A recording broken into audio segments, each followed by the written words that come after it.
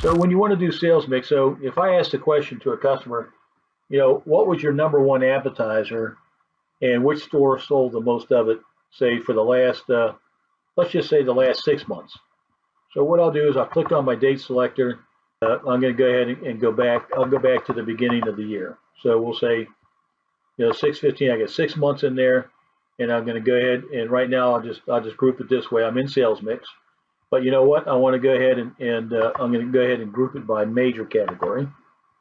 And really, what we're after is the minor category. I mean, the appetizers. But I'll show you how that works. So, here's my sales. There's my beer, my food, liquor. So now I only want to go into this food category, and I want to drill down to minors. And so now what I'll be able to see is I'll be able to see my appetizers as a group, and we had $409,000 in sales. We sold 61,000, and so my question was, what was my number one appetizer and which store sold the most of it? Real simple. So the first thing I want to do is find out my number one appetizer. So now I'm going to drill down to the menu items. And so from here, and drilling down to the menu item, if we go by dollar amount, I'll go over here and I'll click descending, and I can see summer rolls were the actual number one. And also on this report, cost. If you have the menu item cost, you can put that inside a future, and it will display here. Or we have an inventory program called Reciprocity that we've integrated to that. You can use that, and it'll make a display. It shows you the margin and voids.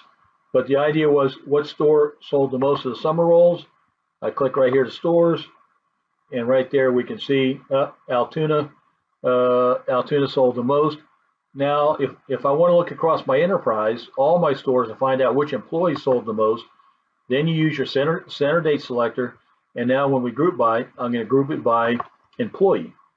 So you can see the power of our software. So now we're by employee for the 6 months in food, appetizer, and click it like that.